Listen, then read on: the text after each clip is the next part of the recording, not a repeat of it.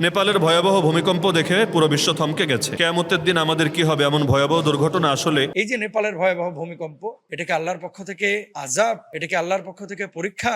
যখন কোনো প্রাকৃতিক দুর্যোগ দেখবেন, এটা দুইটার যে কোনো একটা হতে পারে। হয়তো পাপের সাজা, আল্লাহ সতর্ক করছেন সামান্য শাস্তি দিয়ে, বড় শাস্তির ব্যাপারে আল্লাহ বান্দাকে বিবেক জাগ্রত করছেন। কোরআনে আছে ওয়ালা নুযিকান্নাহুম মিনাল আযাবিল আদনা দুনাল আযাবিল আকবার। আমি আল্লাহ বড় আযাবের আগে ছোট আযাবের স্বাদ আস্বাদন করাই লাআল্লাহুম ইয়ারজিউন, যাতে করে বান্দা কামব্যাক করে, যাতে করে ফিরে আসে।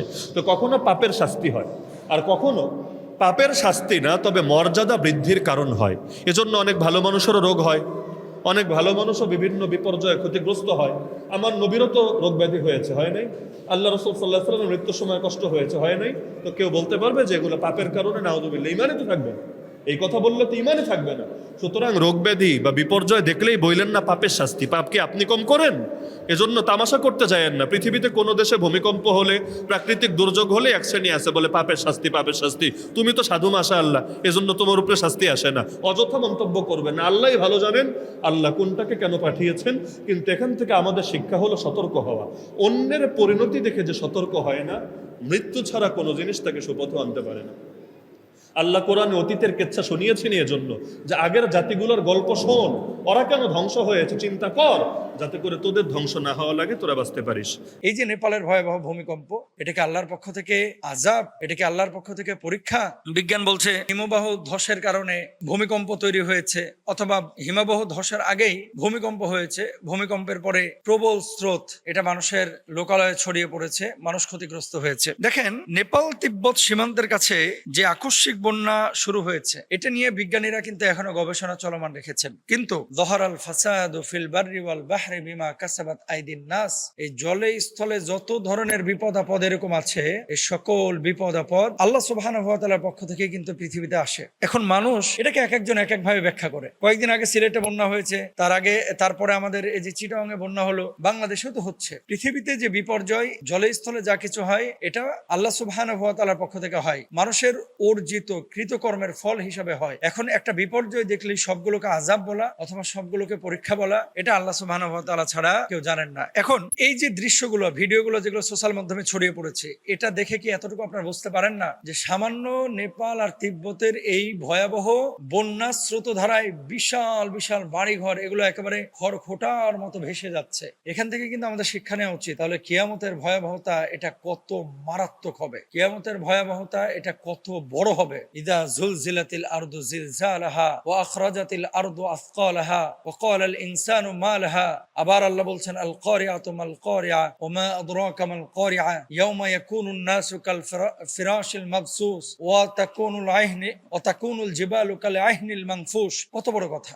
ধ্বনিত তুলার মতো পাহাড় পর্বতগুলো উঠতে থাকবে। এমন ভূমিকম্প হবে যে ভূমিকম্প থেকে ভূমির নিচে যেই সম্পদগুলো আছে, এই ভূমি এগুলোকে উদ্গীরণ করবে, মহান কম্পন তৈরি হবে সেদিন। এখান থেকে শিক্ষা নেওয়া উচিত। আর নেপালের এই ভূমিকম্পের পরে মানুষের আসল চরিত্রও কিন্তু ফুটে উঠেছে। কিছু কিছু মানুষকে উদ্ধার করেছে, বাঁচাচ্ছে। আর আপনারা দেখেছেন নরপিচাস, কিছু হাইওয়ান, পশুর চাইতেও খারাপ মানুষ, এরা কি করছে? লাশের কাছ থেকে কানের দুল খুলছে, গলা থেকে ওই সোনার মালা খুলছে, অথবা ছোট মানুষ হাবুডুবু খাচ্ছে, অথচ তাকে না বাঁচিয়ে যে বাড়ি থেকে সিলিন্ডার ভেসে আসছে অথবা বাড়ির বিভিন্ন উপাদানগুলো ভেসে আসছে, এগুলো কালেকশন করতে ব্যস্ত। তো দেখেন, আল্লাহ গজব দিবে না কেন? মানুষ আসলে এতটাই নিকৃষ্ট এই পৃথিবীর মানুষ। মানুষের দিন দিন মনুষ্যত্ববোধ নষ্ট হয়ে যাচ্ছে, মানুষ হিংস্র হয়ে যাচ্ছে, মানুষ ধান্দাবাজ হয়ে যাচ্ছে, মানুষ মানুষকে ভালোবাসে না, মানুষ স্বার্থ ছাড়া কেউ মানুষের এখন কল্যাণে কাজ করতে চায় না। মুখ থুবড়ে পড়ে আছে এখান থেকে নাকফুল কানের দুল খোলা, এটা আসলে কোনো মানুষের কাজ হতে পারে না। এই যে নেপালের ভয়াবহ ভূমিকম্প, এটাকে আল্লাহর পক্ষ থেকে আযাব, এটাকে আল্লাহর পক্ষ থেকে পরীক্ষা, এটা আল্লাহ তাআলা ভালো জানেন। আমাদের সতর্কতার জন্য করণীয় কি? আমাদের সতর্কতার জন্য বর্তমানে বিজ্ঞান কি বলছে? পরিবেশের ভারসাম্য নষ্ট হয়ে যাচ্ছে, অতিরিক্ত গাছপালা কেটে ফেলা হচ্ছে, গ্লোবাল ওয়ার্ম টেম্পারেচার যে বাড়ছে, মানুষ সচেতন হচ্ছে না, মানুষ গাছপালা কেটে উজাড় করে ফেলছে, তারপরে পাহাড় কেটে ফেলছে। এই জন্য বিভিন্ন ধরনের প্রাকৃতিক বিপর্যয় তৈরি হচ্ছে। মানুষ যে এই কাজগুলো তো নিজের কৃতকর্মের কারণেই তো হচ্ছে। যদি দেখেন যে পলি মাটির উপরে ফেললে এই মাটির ক্ষতি হয়, তাহলে পলি কেন ফেলেন? গাছ কাটলে ক্ষতি হলে গাছ কেন আমরা কাটি? তো এই জায়গাগুলো আসলে আমাদের খেয়াল করা উচিত। আর আল্লাহ তাআলা যে কোনো বিপর্যয়, আযাব, গজব থেকে মানুষকে তখনই রক্ষা করবে যখন মানুষ বেশি বেশি তাওবা ইস্তেগফার করবে। আল্লাহ তাআলা আমাদেরকে বোঝার তৌফিক দান করুন, আমিন। করে নাচানাচি করে পিক আপ নিয়ে জনদুর্ভোগ সৃষ্টি করে। তারা বলে তারা আশিকে রাসূল, আমরা নাকি নবীর দুশমন। যারা মিলাদের নবীকে বেদাত বলে তাদেরকে ওনারা গালাগালি করে, এ বিষয়ে যদি কিছু বলতেন। ঈদে মিলাদুন্নবী শব্দ নিয়ে আমি মনে হয় গত সপ্তাহে বলেছিলাম, পারিভাষিক অর্থে ইসলামে ঈদ দুইটা, ঈদ উল ফিতর, ঈদ উল আজহা। তো শাব্দিক অর্থের বিবেচনায় শুক্রবার দিনকেও ঈদ বলা হয়, শাব্দিক অর্থের বিবেচনায় আরাফার দিনকেও ঈদ বলা হয়। কেউ যদি শাব্দিক অর্থের বিবেচনায় ঈদে মিলাদুন্নবী শব্দ ব্যবহার করে, তারে এক বাক্যে গোমরা বলা, ভণ্ড বলা, এটা আসলে আমি যুক্তিসঙ্গত মনে করি না। যদিও যারা বলে তাদেরও ক্লিয়ার রাখা দরকার যে আমরা আসলে পারিভাষিক অর্থে বলি না, শাব্দিক অর্থে বলি। শাব্দিক অর্থে ঈদ মানে আনন্দ, আর মিলাদুন্নবী মানে নবীর জন্ম, অর্থাৎ নবীর জন্মের আনন্দ। যদিও রবিউল আউয়াল খালি নবীর জন্মের আনন্দই না, নবীর বিদায়েরও কষ্ট, দুইটাই মাথায় রাখা দরকার। নবীর জন্মের আনন্দই খালি না, নবীর বিদায়ের কষ্ট, নবীর মক্কা থেকে মদিনায় হিজরতের কষ্ট, আনন্দ রাখতে গিয়ে কষ্টের দিকটা ভুলে যায় না। আর আমি এটাও আগে আলোচনা করেছি, যারা খালি নবীর জন্মে খুশি হয়, নবীর দিনে নারাজ হয়, নবীর জন্মে খুশি হয়, নবীর দিন শরীয়তের কথা বললে নারাজ হয়, এদেরকে জামানার আবু লাহাবের সঙ্গে তুলনা করা যায়।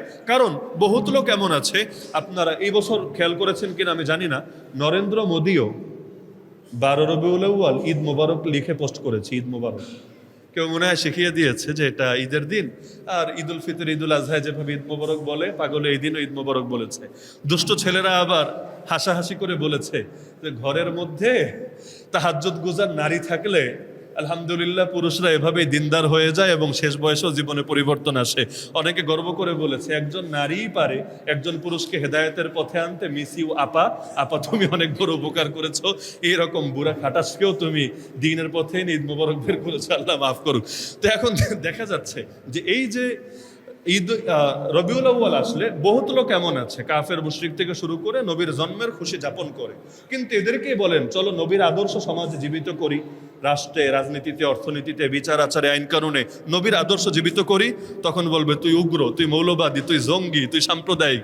তাহলে এইটারে কি নবী প্রেম বলে না নবীর নামে ভণ্ডামি বলে? জন্মে খুশি, আদর্শ খুশি না, এটা আবার কেমন কথা, আল্লাহ মাফ করুক।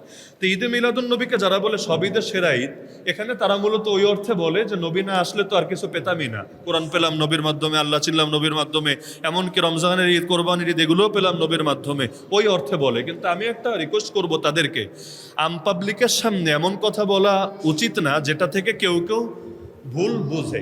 এমনভাবেই বাক্য বলা উচিত যেটা থেকে সঠিক মেসেজ যায়। যেমন আগে আমি বেশ কয়েক সপ্তাহ আগে আলোচনা করেছিলাম যে নবী গায়েব জানে, নবী গায়েব জানে না, দুইটার কোনো বাক্যই বেশি সুন্দর না। নবী গায়েব জানে না এইটা এভাবে বলার মধ্যে এক ধরনের অভদ্রতা আছে, যেটা মুফতি শফি রহমতুল্লাহ আলী মারিফুল কোরআন উল্লেখ করেছেন। আর নবী গায়েব জানে এটা বলার মধ্যেও কেউ কেউ শিরিকের গন্ধ খোঁজার চেষ্টা করে। আমি বলেছিলাম দুই বাক্য বাদ দিয়া 3 নম্বর বাক্য বলেন। 3 নম্বর বাক্য কি? আল্লাহ নবীকে যা কিছু জানিয়েছেন নবী তা জানেন, আল্লাহ নবীকে যা জানান নাই নবী নিজের থেকে এমন কোনো কিছু জানেন না, ব্যাস। এভাবে বললে কোনো বাপের বেটা এই বাক্য নিয়ে প্রশ্ন তুলতে পারবে না। তো একইভাবে আমার নবীর জন্মের দিনটাকে সব ঈদের সেরা ঈদ যে অর্থে তারা বলে, ব্যাখ্যা যেটা দেয় ব্যাখ্যায় সমস্যা পাওয়া যায় না, কিন্তু ঝামেলা হলো পাবলিক তো ভাই এটা থেকে বোঝে না, তারা তো ভিন্ন একটা অর্থ বোঝে। সুতরাং আম পাবলিকের সামনে এমন মারেফতি কথা বলার দরকার কি যে এই কথা থেকে কেউ ভিন্ন গন্ধ খোঁজার চেষ্টা করে। সহজ ভাষায় বলেন, এজন্য আলী রাদিয়াল্লাহু আনহু, নাম তো শুনেছেন, শেরে খোদা, চতুর্থ খলিফা আলী রাদিয়াল্লাহু আনহু বলেছেন, মানুষের সঙ্গে কথা বলবা তাদের বোধগম্য ভাষায়। তোমরা কি এটা চাও মানুষ না বুঝে আল্লাহ এবং তার রাসূলকে অস্বীকার করুক? এজন্য প্রত্যেক বক্তার জন্য এটা আদব, মানুষের সামনে এমন ভাষায় কথা বলবে যেটা পাবলিক বুঝতে পারে। তাদের বোঝার বাইরে গিয়ে কথা বললে মানুষ ইসলাম নিয়ে ভুল মেসেজ পাবে। তো আমি মনে করি এই বিষয়টা ক্লিয়ার হওয়া দরকার। তবে এই ঈদে মিলাদুন নবী উপলক্ষে যারা গান বাজনা করে, যারা নাচানাচি করে, যারা এই জাতীয় বিভিন্ন পাপের কাজ করে, ওরা সবাই ভণ্ড, নিঃসন্দেহে ভণ্ড, আপোষের কোনো সুযোগ নেই। কথা ক্লিয়ার? যেই করুক না কেন, বাঙালি করুক আর বিদেশি করুক, সব ভণ্ড। যেই নবী এসেছেন বাদ্যযন্ত্র ভাঙার জন্য, ওই নবীর নামে বাদ্যযন্ত্র বাজানো। যেই নবী এসেছেন নাচ গান দূর করার জন্য, ওই নবীর নামে নাচ গান করা। আমি মনে করি এটা খালি পাপ না, এটা বেয়াদবি। এটা খালি পাপ না, এটা বেয়াদবিও বটে। আমি ওই আশুরার মাসেও বলেছিলাম মহরমে, যে হুসাইনের মহব্বতের নাম দিয়ে যারা মূর্তি বানান, হুসাইনের মহব্বত নাম দিয়ে যারা ঢোল বাজান, তারা আসলে হুসাইন প্রেমিক না, তারা হুসাইনের দুশমন, তারা ইয়াজিদের প্রেমিক, তারা ভণ্ড, তারা ইসলামের ক্ষতি করছে, ইসলামের উপকার করছে। কারণ ইসলামকে আল্লাহ এবং তার রাসূলের চাইতে এবং তার সাহাবীদের চাইতে বেশি বোঝার কোনো অর্থ হয় না। তাহলে এই নাচ গান যদি ভালো কিছু হতো, নবীর সাহাবীরা সবার আগে করতো। হাসান হোসেন কবে নাচ গান করেছে নবীর প্রেমে বলেন? আলী ফাতেমা কবে নাচ গান করেছে নবীর প্রেমে বলেন? নাউযুবিল্লাহি মিন যালিক। তাহলে বাইতের চাইতো বড় নবী প্রেমিক হয়ে গেলেন, এটাকে প্রেম বলেন, এটাকে বলে ভণ্ডামি। আল্লাহ হেফাজত করুক। এজন্য মনে রাখবেন, কবিরা গুনার চাইতো বেদাত খারাপ। কবিরা গুনাহের চাইতো বেদাত খারাপ। কারণ কবিরা গুনাহ থেকে অনেকেরই তওবা নসিব হয়, কারণ এটা পাপ, এই পাপ বোধটা থাকে, কিন্তু বেদাতরে ভালো মনে করে লোকে করে, তওবা নসিব হয় না। এজন্য কিয়ামতের দিন বেদাতিরা নবীর হাতে হাউজে কাউসারের পানি পাবে না, বুখারীতে হাদিস আছে। তারা যাবে, নবীও আগ্রহী হবে, কিন্তু ফেরেশতারা এসে তাড়িয়ে দিবে, আল্লাহ নিষেধ করে দিবে, হে নবী, এরা আপনার পরে ইসলামকে পাল্টে দিয়েছে, এদের মুখে আপনি পানি দিতে পারবেন না। সুতরাং বেদাতের ব্যাপারে নো কম্প্রোমাইজ, কোনো ধরনের আপোষ চলবে না। বেদাতের ব্যাপারে পাপ আছে আমাদের জীবনে, সবারই আছে, কিন্তু তাই বলে বেদাতের ব্যাপারে কম্প্রোমাইজ করা যাবে না। কারণ পাপ করলে নিজের ক্ষতি, বেদাত করলে ইসলামের ক্ষতি। পাপ করলে নিজের ক্ষতি, আর বেদাত করলে ইসলামের ক্ষতি। অতীতের ধর্মগুলো বিকৃত হয়েছে বেদাতের কারণে। আল্লাহ কোনো নবীরে শিরিক শেখায় নাই, কিন্তু এখন নবী মুসার নামেও শিরিক চলে না, নবী ঈসার নামেও শিরিক চলে না। কেন? বেদাতের কারণে। ওরা নিজেরা ধর্ম বানিয়ে আল্লাহর নামে, রাসূলের নামে চালিয়ে দিয়েছে।